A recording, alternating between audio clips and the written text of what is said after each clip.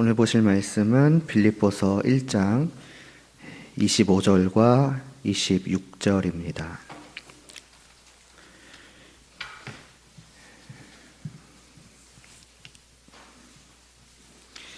빌립보서 1장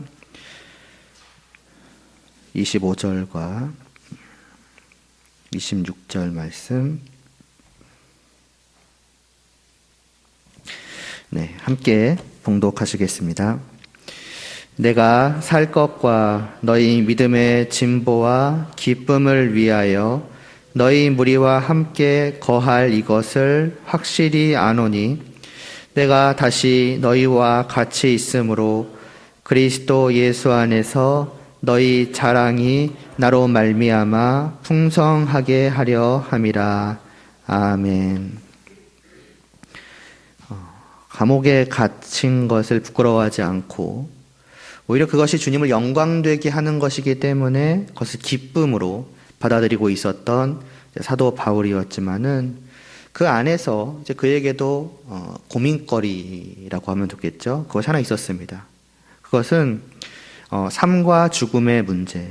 그러니까 이 감옥에서 살아나갈 것이냐 아니면 죽게 될 것이냐라고 하는 그런 어떤 삶과 죽음에 대한 그런 문제였죠. 그러나 이것이 이런 삶과 죽음의 문제라고 하는 것이 어떤 흔히 하는 그 사람들이 하는 그 고민처럼 그 죽음에 대한 두려움과 어떤 삶에 대한 집착 같은 어떤 그런 느낌이 분명히 아니었습니다. 왜냐하면 그에게 있어서 죽음이라고 하는 것은 그러니까 모든 것을 상실하고 대부분 끝나버리는 그런 절망적인 것이 아니었기 때문이죠. 왜냐하면 그에게 있어서 정확히는 성도에게 있어서 죽음이라는 것은 다만 이 땅을 떠나서 주님 곁으로 가서 그분과 함께하는 그 기쁨을 영원히 누리는 것이며, 그래서 바울에게 있어서 죽음이라고 하는 것은 23절에서 말씀하는 것처럼 오히려 훨씬 더 좋은 일이다. 이 땅에서 살아가는 것보다 그가 더욱 더 바라는 것이다. 사도 바울은 그렇게 말씀을 하였었죠. 그런 그가 그럼에도 불구하고 삶과 죽음을 놓고서 고민한 것은 무엇 때문이었습니까? 너희를 위해서다. 그러니까 교회를 위해서, 성도들을 위해서이다. 그를 위해서는 자기가 아직 이 땅에 남아있는 것이 더 유익할 것이기 때문이었습니다. 그러니까 저들을 향한 그 사랑이 사도 바울로 하여금 죽는 것, 아니죠. 이 땅을 떠나는 것을 고민하고 망설이게 만들고 있었던 것입니다. 물론 이것은 바울의 손에 달려있는 것은 아니었죠. 당연히 하나님의 뜻에 달린 것이었습니다. 그리고 성도들을 향한 사랑에서 나오는 사도 바울의 이러한 고민은 이제 오늘 말씀에서 이제 확신으로 이어집니다. 24절에서 내가 육신으로 있는 것이 너희를 위하여 더욱 유익하리라고 하였던 사도 바울은 이제 25절에서 제일 처음과 마지막 부분만 보면 되는데요. 내가 살 것을 확실히 안다라고 말씀하고 있습니다. 앞서 말씀드렸던 것처럼 바울의 고민은 그 바울의 선택, 그러니까 바울의 뜻에 달린 문제는 분명히 아니었습니다. 전적으로 하나님의 뜻에 달린 것이었죠. 그러니 바울이 내가 살 것을 확실히 안다라고 하는 이러한 바울의 그 말은 결국 아직 하나님께서 내 목숨을 거두어 가시지 않으시겠구나라고 하는 확신이라고 할 수 있을 것입니다. 하나님께서 이 감옥 속에서 저 성도들을 생각하며 저들의 유익을 위하여 고민하고 있는 이 사도 바울에게 주신 확신인 것이지요. 잠시 다시 말씀드리지만 이것은 결코 내가 살 것을 안다라고 해서 내가 죽지 않고 살겠구나라고 하는 그런 느낌의 확신이 아닙니다. 그러니까 사형을 눈앞에 두고서 공포에 질려있는 사형수가 이제 갑자기 사형을 면하게 되었을 때 살았다, 천만다행이다 어떤 하는 그런 느낌이 아니라는 것입니다. 21절부터 보아왔던 죽음을 대하는 자세, 그가 성도로서 생각하는 그 죽음의 의미를 생각해 볼 때도 그렇지만 이제 오늘 말씀에서의 이 표현 자체를 놓고 봐도 그것이 확실합니다. 이제 살 것이라고 번역한 이 말은 이제 정확히는 이제 남아있다, 머문다라는 의미입니다. 그러니까 사도 바울은 죽을 것이냐 살 것이냐 살 것이다 이렇게 말씀하고 있는 것이 아니라 다만 내가 좀 더 이 땅에 남게 되었다. 조금 더 이 세상에 머물게 되었다라는 그런 말씀을 하고 있는 것입니다. 그러니까 성도에게 있어서 생사의 그 개념은 분명 세상 사람들과 다른 것이지요. 그러니까 성도에게 있어서 죽음이라고 하는 것은 사실상 없는 것입니다. 그저 이 땅에 잠시 머무는 것과 이 땅을 떠나서 영원한 하늘에 그 사랑하는 주님 곁에 영원히 머무는 것, 이 둘만이 있을 뿐인 것이지요. 그러니까 굳이 말하자면은 살고 또 사는 것입니다. 굳이 말하자면 차이는 전자는 잠깐인 것이고 후자는 영원한 것이며 전자보다는 후자가 훨씬 더 좋다라는 것 정도겠습니다. 그러니까 굳이 표현을 해보자면 내가 빨리 가고 싶은데, 그러니까 빨리 이제 떠나고 싶은데, 더 머물지 않고 떠나고 싶은데 내가 아직은 조금 더 남아 있어야 한다라는 것을 내가 확실히 안다라는 이제 그런 느낌이라고 보시면 될 것 같습니다. 하나님께서 조금 더 남아 있으라고 하시는 것이지요. 그럼 왜 이겠습니까? 분명 하나님께서 뜻이, 이유가 있으시겠지요. 좀 더 있다가 오라고 하신 이유, 너는 조금 더 머물러 있어야 한다라고 하신 이유가 말입니다. 그러니까 성도에게 있어서 이 땅에 머무는 삶이란 이러한 의미인 것입니다. 하나님께서 이 땅에 머물러 있게 하신, 남아 있으라 하신 이유가 있으며 그 이유를 찾고 그것을 이루어 가는 것.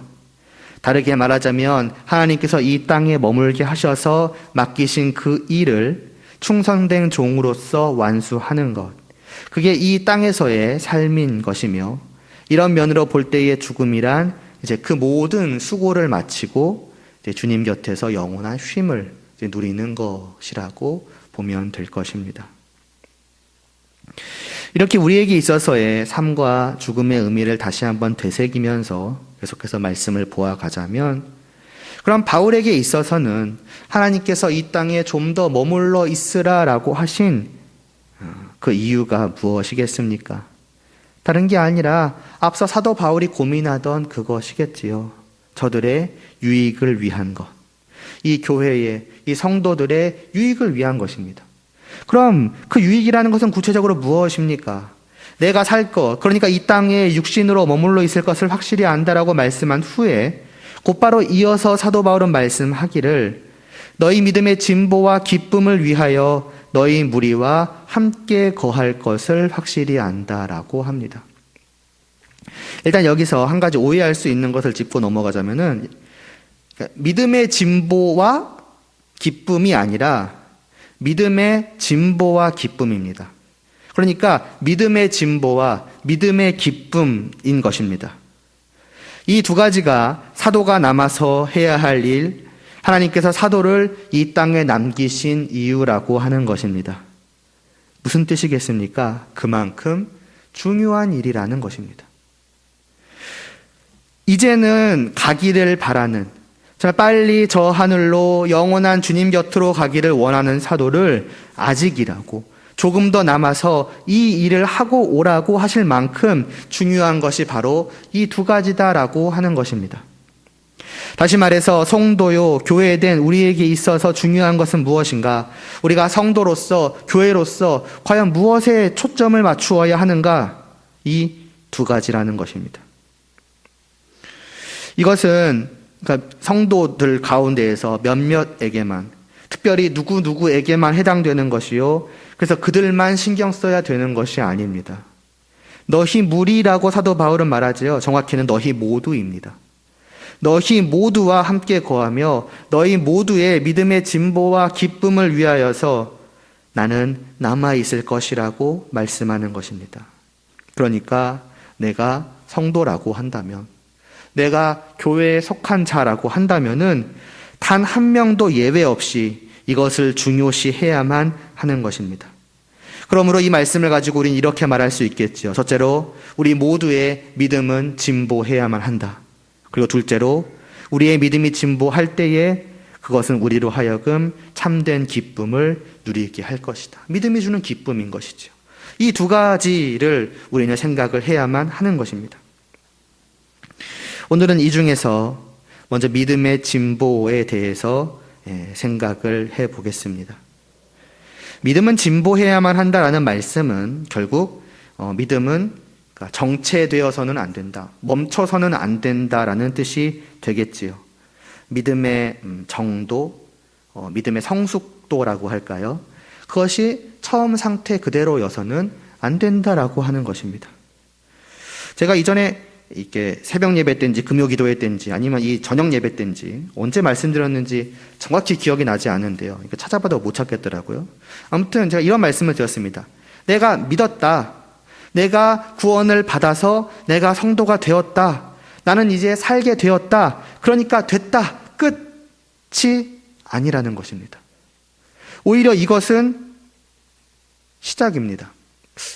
이렇게 말씀을 드리니까 저녁 예배 때 했던 것 같은 느낌이 들기는 하는데요. 아무튼 그러니까 성도로서 내가 구원을 받게 되었다는 것은 끝이 아니라 성도로서의 복된 삶의 시작. 다시 말해서 하나님을 향하여 완전하게 죽어있던 우리가 하나님이 주신 새 생명을 가지고서 하나님을 향하여서 살아가는 그 삶의 시작인 것입니다. 그런데 이러한 그 새로운 삶은 처음부터 완전하지 않습니다. 왜냐하면 말 그대로 이제 태어난 것과 같은 것이거든요. 오늘 오전 때도 목사님 비슷한 말씀을 하셨던 걸로 기억을 하는데, 그러니까 갓 태어난 아이 혹은 좀 더 자라난 어린아이를 생각을 해보시면 됩니다. 그 애들도 다 생명을 가지고 있습니다. 그 생명을 가지고서 이제 이 땅에서 살아갑니다. 그러나 그 어떤 아기의 삶이라고 하는 것은 성숙한 어른과 비교해 본다면은 온전할 리가 없습니다.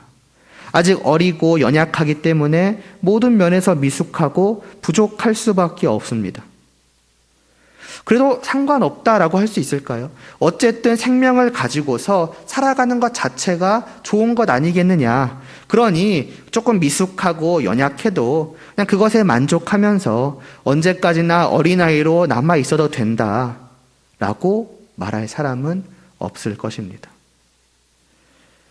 변함없이 미숙하고 부족하게 살아도 어쨌든 사는 것이니 괜찮다가 아니라 자라나야만 한다라고, 성숙해져야만 한다라고 누구나 생각을 할 것입니다. 단지 나이만 먹고 몸만 자란 어른이 아니라 그 성품, 그 생각하고 말하고 행동하는 그 모든 것이 빨리 더욱더 어른스러워져야 하지 않겠느냐. 그래서 어엿한 한 명의 성인으로서 살아가야 되지 않겠느냐라고 말할 것입니다. 성경은 성도도 우리도 이와 비슷하다고 말씀합니다. 우리는 주님으로 말미암아 새 생명을 얻은 자, 곧 주님 안에서 다시 태어난 사람들이지요. 그리고 그런 우리는 누구나 다 어린아이의 시절이 있는 것입니다. 말하자면 영적인 아기죠. 영적인 어린아이인 것입니다. 물론 본래는 그냥 말 그대로 죽어있던 우리이기 때문에 정말 생명을 얻었다는 것 그 자체, 이제는 내가 생명을 얻어서 마지막 살아갈 수 있게 되었다. 그래서 하나님을 알고 하나님을 사랑하며 하나님을 위하여 하나님의 뜻을 따라서 살아갈 수 있게 되었다. 이것만으로도 정말 어떻게 보면 너무나도 좋은 것 아니냐, 너무나도 다행인 것 아니냐, 이것이 진짜 복된 것 아니냐, 그러니 되었다라고 생각할 수도 있겠지만은, 그러나 앞서 말씀드렸듯 그렇다고 언제까지나 어린아이로, 그러니까 영적인 어린아이로 남아있어서 되겠는가 할 때에 그렇지 않다는 것이지요. 미숙하고 부족하고 연약한 아이인 채로 계속 남아있지 말고 그래도 빨리 자라나서 어른이 되어서 어엿한 성인으로서 보다 더 마지막 온전한 그러한 삶을 살아가야 되지 않겠는가라고 말해야 할 것입니다. 아니, 성경은 그렇게 말씀하고 있습니다. 어린아이와 같은 성도가 보이는 그럼 그 미숙하고 부족하고 연약한 모습은 어떠한 것일까요? 과연 우리는 어린아이일까요? 아니면 성인일까요? 이러한 것에 대해서 에베소서 4장 14절에서 사도 바울은 말씀하기를 우리가 이제부터 어린아이가 되지 아니하여 사람의 속임수와 간사한 유혹에 빠져 온갖 교훈의 풍조에 밀려서 요동하지 않게 하려 함이라고 합니다. 그러니까 뭐냐? 영적인 어린아이는 끊임없이 요동한다는 것입니다. 그 바닥이 닿지 않는 그 바다에서 파도가 이리저리 파도 맞죠? 파도가 이리저리 오면은 아이는 그대로 이리 가면 저리 가고 이리 가면 저리 가고 끊임없이 중심을 잡지 못하고 왔다 갔다 하지 않습니까? 그게 요동한다는 거거든요. 어린아이가 그렇다는 것입니다. 그럼 그 파도는 무엇이고 흔들리는 것은 무엇이겠습니까? 다른 게 아니라 온전히 하나님을 바라보지 못하는 것이죠. 온전히 하나님과 함께하지 못하는 것입니다. 세상이 끊임없이 우리에게 이리 치고 저리 치고 속삭이거든요. 더 좋은 것이 있다. 이쪽에는 더 복된 것이 있다. 저것이 더 빛나 보인다. 저것이 더 의미 있는 것이다. 라고 말입니다. 마치 기왕 이제 어린아이 얘기가 나왔으니까 그 나쁜 어른이 어린아이 앞에서 사탕을 이렇게 흔들면서 야 이거 줄 테니까 이리로 따라와 라고 하는 것과 어찌 보면 세상은 성도를 비슷하게 유혹을 합니다. 어린아이는 어떻죠? 홀딱 넘어가 버리기가 쉽죠. 요즘엔 그래도 많이 철이 들은 아이들이기 때문에 그런 거에 넘어가지는 않겠습니다만 옛날에 그런 얘기 했잖아요. 모르는 사람이 뭐 줄 테니까 따라오라 그러면 가지 말라고. 그러니까 어린아이는 그런 것들에 쉽게 넘어가 버립니다. 아빠 엄마에게로 가던 그 길을 떠나서 그 나쁜 어른이 흔드는 것을 얻기 위하여서 가버리거나 가지는 않더라도 마음이 계속 흔들리죠. 그래서 엄마 손을 붙잡고 가면서도 계속 뒤를 이렇게 돌아보지 않습니까? 저거를 꼭 먹고 싶은데 이런 느낌으로 말입니다. 이전에 그 20절 말씀을 보면서 그 간절한 기대와 소망에 대해서 말씀을 들으셨던 것을 기억하실지 모르겠습니다. 우리 마음 안에 분명히 주님이 계시기는 하는 거예요. 주님에 대한, 그러니까 주님을 위하는, 또 주님과 함께하며 주님을 따라가고자 하는 그러한 기대와 소망이 분명 성도된 우리 안에는 있습니다. 그런데 왜 우리가 그러한 기대와 소망에 따라서 살아가지 못하느냐? 우리 마음에는 그것과 함께 다른 수많은 간절한 기대와 소망이 있거든요. 주님을 떠난, 주님과 반대에 있는 이 세상에 있는 무언가에 대한 그러한 소망이 우리 안에 여러 가지가 있으며 심지어는 그것들이 어떻게 보면은 그 긴 줄 얘기를 하지 않습니까? 긴 줄의 앞부분에 쭉 있는 거예요. 1순위, 2순위, 3순위, 4순위, 5순위 저 뒤에 주님이 계시는 거죠. 그래서 그것들이 먼저 다 이루어져야 하는 겁니다. 말하자면 그것들을 계속 따라서 살아가는 거죠. 그게 말하자면은 세상의 유혹인 것입니다. 세상이 흔들어대는 사탕들인 것이에요. 자꾸 그것에 마음이 끌리고 자연스럽게 그것을 따라가는 것이 우리의 모습이요. 그러다 보니 정작 우리에게 있어서 가장 중요한, 아니 사탕보다도 훨씬 더 비할 수 없는 그러한 복 대신, 영광 대신 주님이 뒷전에 놓여 있는 것이지요. 뭘 보여주는 겁니까? 그게 우리의 영적인 상태, 그러니까 믿음의 정도를 보여주는 거예요. 그만큼 우리는 어리다라고 하는 것입니다. 너무나도 미숙하고 너무나도 연약한 어린아이이다. 그리고 이것은 단순히 그냥 미숙하다, 부족하다, 연약하다라는 하지만 그럴듯한 그냥 좋은 말로 넘어갈 만한 것이겠는가를 생각을 해본다면 사실은 그렇지 않습니다. 그렇게 그럴듯한 말로 넘어갈 만한 사실은 그런 것은 아닙니다. 그것의 실상은 무엇입니까? 그런 미숙하고 연약하고 아까는 그냥 비유 삼아서 사탕 얘기를 했지만 결국 그것을 따라가는 것은 무엇입니까? 다른 게 아닙니다. 하나님을 제쳐두는 것입니다. 하나님을 떠나는 것입니다. 하나님의 뜻을 외면하는 것이며 하나님께 죄악을 행하는 것입니다. 이것을 에베소서 2장 1절에서 3절에서 그 모습이 어떠한 것인지를 보여주지요. 이 세상 풍조를 따르는 그 삶은 공중의 권세 잡은 자를 따르는 삶이요, 우리 육체의 욕심을 따라 지내며 육체와 마음에 원하는 것을 하는 그 삶은 하나님께 불순종하는 삶이요, 그래서 하나님의 진노하심을 얻는 삶이라고요. 그래서 이를 한마디로 요약하기를 허물과 죄로 죽은 삶이라고 하지 않습니까? 그 본래의 우리의 옛 모습을 그렇게 성경은 말씀하고 있습니다.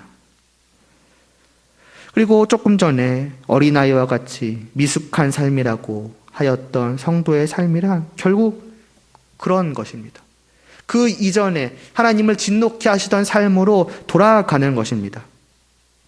그러니 이것을 언제나 그냥 미숙함을 언제까지나 그냥 미숙함이라는 어떤 그러한 표현으로 방패 삼아서는 안 되지 않습니까? 그저 성도는 이 땅에서 여전히 연약한 죄인이기 때문에 어쩔 수 없는 것이다 라고 하면서 그냥 그 모습 그대로 머물러 있으려고 해서는 안 되지 않겠습니까? 이것은 우리가 내가 지금 어리다는 것이고 그렇다는 것은 나는 자라나야만 하는 것이다. 내 이러한 미숙하고 연약한 모습으로 말미암아서 정말 하나님을 향해 살아가지 못하고 하나님을 진노케 하시며 하나님을 슬프게 하는 이 삶을 내가 언제까지나 계속해서 살아갈 수 있겠는가라고 할 때에 그럴 수가 없는 것입니다. 내 안에 분명히 존재하는 하나님을 향한 사랑이 끊임없이 나에게 외치는 거예요. 세상이 외치는 것만큼 내 안에 있는 그 새 생명도 나에게 같이 외치는 것입니다. 하나님을 사랑하는 것 아니냐고. 너는 하나님을 사랑하는 자 아니냐고. 내 마음이 끊임없이 들끓어오는 거예요. 그러니까 마음속에서 끊임없이 싸워가는 것이죠. 하나님을 향한 사랑과 세상의 유혹을 향한 그러한 마음 속에서. 그러니 그 가운데에서 성도는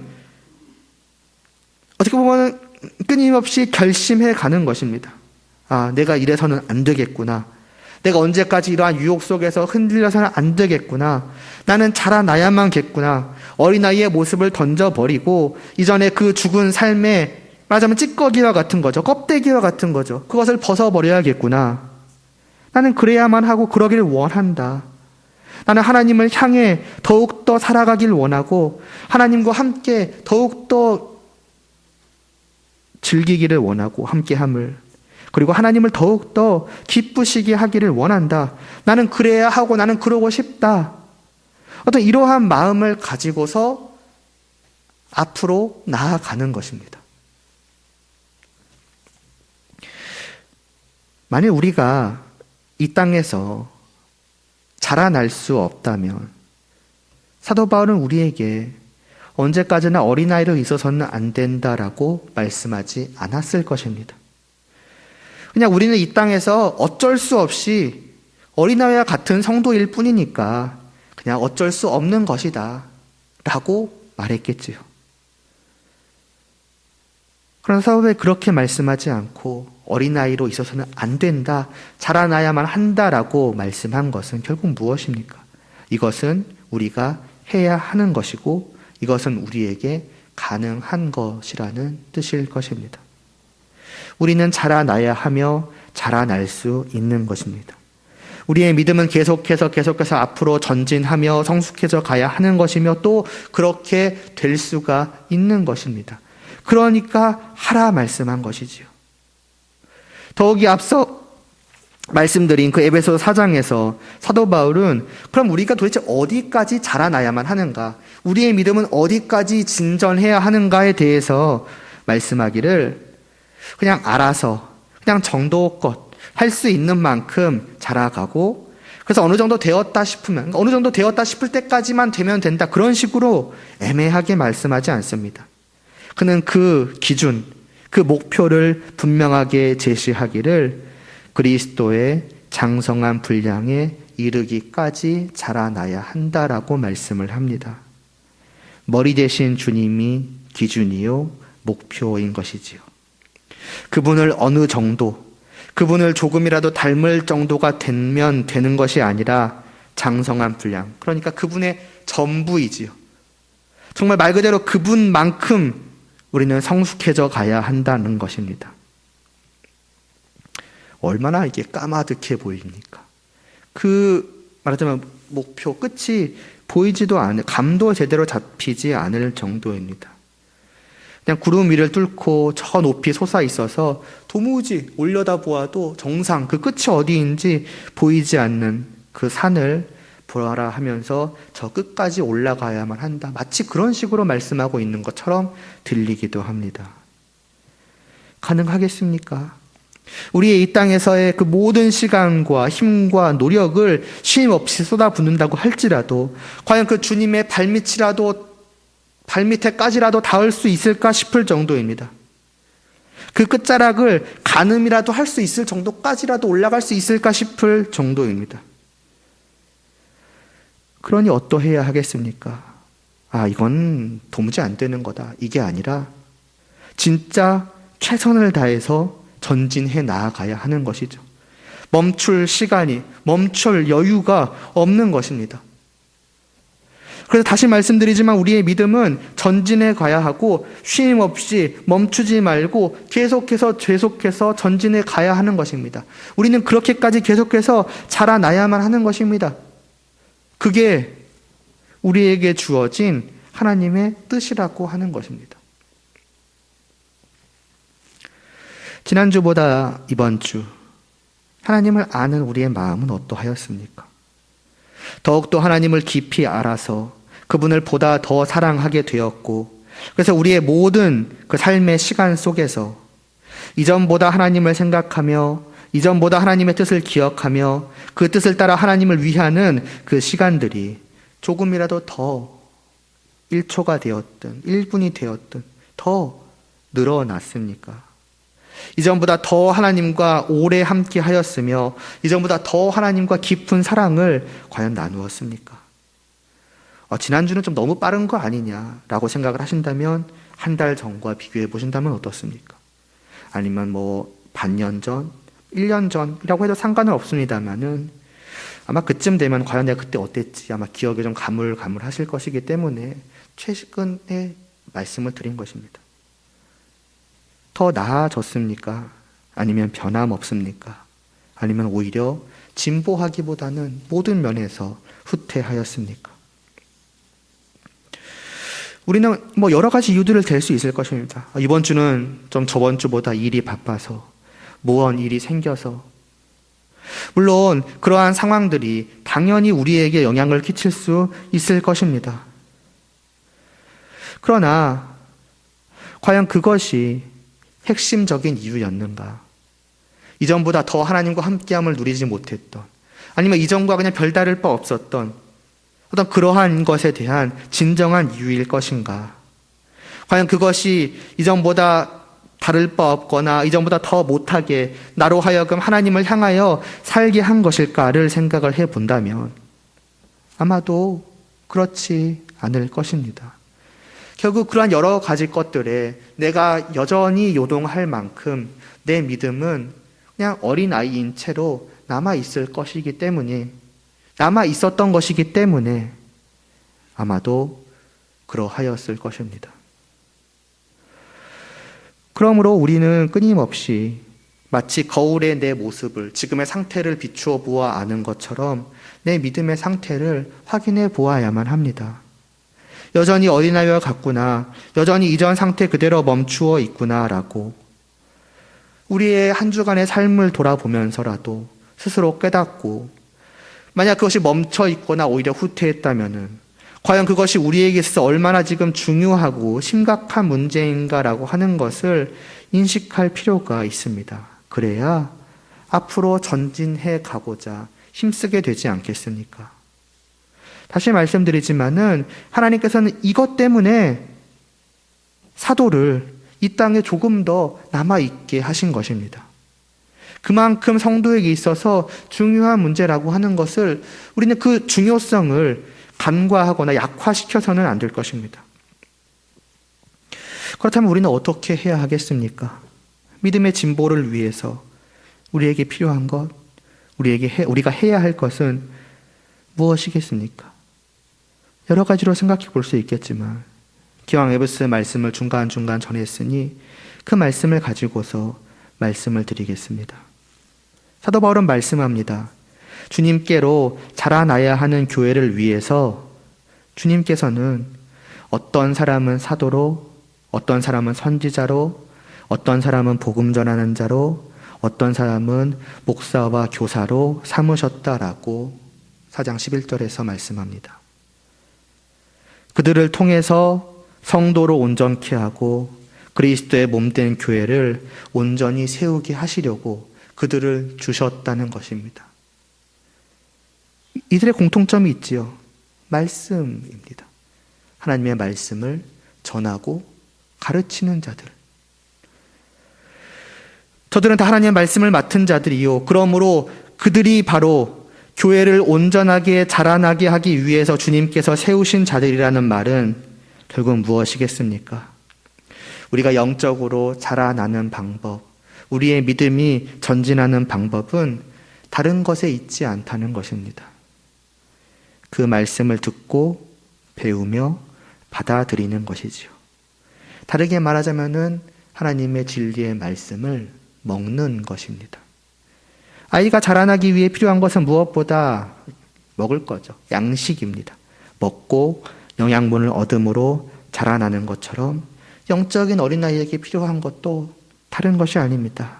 양식입니다. 영적인 양식. 그게 바로 하나님의 말씀 아니겠습니까? 그래서 어떤 양식이라는 차원에서 생각해 보지 않아도 사실 당연한 것입니다. 우리가 어떻게 하나님을 더 사랑하게 되겠습니까? 당연히 하나님을 더 알아가야지요. 어떻게 알게 되겠습니까? 하나님에 대해 알려주신 말씀을 듣고 믿음으로 받아들여야지요. 또 우리가 어떻게 하나님의 뜻을 더 따를 수 있겠습니까? 하나님의 뜻을 알아야지요. 그렇다면 어떻게 그 뜻을 알게 되겠습니까? 하나님께서 그분의 뜻에 대해서 우리가 알아야 할 그 모든 것에 대해서 알려주신 하나님의 말씀을 더 알아가야지요. 그러니 믿음의 진보는 다른 것에 있지 않은 것입니다. 하나님의 말씀을 끊임없이 먹고 또 먹는 것입니다. 간절히 사모하는 마음으로 말 그대로 배고픈 아이가 애타게 먹을 것을 구하며 그 먹을 것을 준 순간에 정말 순식간에 다 먹어 치우듯이 우리는 어떤 그러한 마음으로, 그러한 열심으로, 그러한 열정으로 하나님의 말씀을 먹어야 합니다. 그러기 위해서 하나님께서 이 교회에 목사님을 세워주신 것이고, 그래서 그분을 통해 주어지는 그 모든 말씀을 하나도 빠짐없이 있는 그대로 다 먹고 소화시켜야 합니다. 그래서 말씀을 듣기 전에는 온전히 이해하고 깨달아 알게 하여 주시기를 구하며, 말씀을 들을 때는 그것을 잘 듣고 하나라도 빠짐없이 놓치지 않고 받아들이며 이해하고자 애쓰며, 또 그 가운데에서도 놓치거나 이해가 되지 않는 부분이 있다면은 당연히 주위의 도움을 구해야 할 것입니다. 밥 먹다 체하거나 그걸 잘 못 삼키거나 하면은 어린아이는 마땅히 부모님의 도움을 받아야 할 것입니다. 그럼으로써 소화를 잘 시키고 그럼으로써 자라나는 것이지요. 다시 말해서 말씀을 듣고 믿는 것에 우리는 적극적이어야 한다는 것입니다. 그냥 와서 어떻게 보면 소극적으로 듣는 게 아니라 그냥 앞으로 나아가는 그러한 자세로서 하나도 빠짐없이 다 받아들이고자 애써야 하는 것입니다. 너무나 어찌 보면은 당연해 보이고 성도된 우리들에게서 너무나도 특별할 것 하나 없어 보이는 이것이지만은 이것이야말로 하나님께서 우리를 위해 주신 양식인 것입니다. 이것이 또 어찌 보면 이것만이 우리의 믿음을 진복해 해주는 그 첫 걸음이며 핵심인 것입니다. 굳이 말씀드릴 필요도 없겠지만은 이것은 하기 싫은데 억지로 해야 하는 숙제라거나 어떤 무거운 짐 같은 것이 아닙니다. 그냥 이게 의무니까, 그냥 해야 되니까 해야 되는 그러한 것이 아닙니다. 왜냐하면 오늘 우리가 이제 다음번에 이제 보겠지만은 두 가지가 있다 그랬죠. 두 가지를 말씀드렸죠. 하나는 믿음의 진보고 또 하나는 그 믿음의 진보로 인한 기쁨이라고 하지 않았습니까? 결국 무엇입니까? 그러한 믿음의 진보는 우리로 하여금 참된 기쁨을 더욱더 온전히 누리게 하여 준다라고 하는 것입니다. 그러므로 이것은 그냥 우리가 해치워야만 하는, 하지 않으면 안 되는 어떤 의무요, 무거운 짐이요, 숙제 같은 것이 아니라 우리로 하여금 성도로서 누릴 수 있는 그 복된 기쁨을 더욱더 온전하게 누릴 수 있도록 하여 주는 것이니 이것은 하지 말라고 해도 해야 하는 것이지요. 저 사탕을 흔들 때 저것이 너무나도 먹고 싶다는 마음으로 할 때는 그 누구도 먹어야 돼, 이게 의무야, 이런 식으로 말하지 않지 않습니까? 그냥 내가 그것을 간절히 바라고 먹는 겁니다. 마찬가지인 것이지요.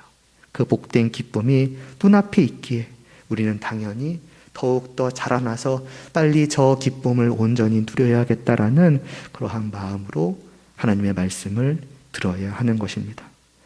그렇다면 이러한 믿음의 진보가 우리의 기쁨으로 어떻게 연결되는가에 대해서는 다음 시간에 계속해서 보아가도록 하겠습니다. 기도드리시겠습니다. 하나님 아버지, 정말 이 땅을 떠나 정말 주님 곁에 빨리 가 그 영원한 기쁨을 누리고 싶어하는 그 사도로 하여금 아직 이 땅에 조금 더 머물러 있으라 하실 만큼 중요한 것이 바로 믿음의 그 우리의 믿음의 진보라고 하는 것을 오늘 말씀을 통해서 보았습니다. 과연 우리는 어떠한지요? 우리는 이 일에 얼마나 관심을 두고 또 신경을 쓰고 있으며 우리의 믿음의 상태를 정말 점검해보고 더욱더 힘써 앞으로 가기 위해서 과연 애쓰고 있는지요? 오늘 말씀을 통해서 바로 이것이 우리에게 중요한 것이며 그러므로 이를 위해서 세우신 목사님을 통해서 주어지는 그 영의 양식인 그 진리의 말씀을 정말 매일매일 또 매주 정말 간절히 사모하는 마음으로 단 하나도 정말 땅에 떨어뜨리지 않고자 하는 그러한 마음으로 정말 간절히 듣고 믿음으로 받고 그래서 이로 인해서 우리가 믿음이 날로 더 자라나며 그래서 이전보다 정말 더욱더 또 이전보다 더욱더 늘 우리의 믿음이 진전되어 하나님을 향한 더욱더 온전한 삶을 살게 하여 주시옵시고 이를 통해 우리에게 주시는 그 모든 기쁨을 더욱더 가득 누려가는 저희 모두가 되게 하여 주시옵소서. 이제 또한 이 한 주를 살아갑니다. 부디 이 전보다 우리의 삶이 우리의 그 영적인 믿음이 더욱더 진보된 삶을 살아갈 수 있도록 주님께서 그 모든 시간 붙들어 주시고 함께 하여 주시고 함께 걸어가 주시옵소서. 예수님의 이름으로 기도드리옵나이다. 아멘.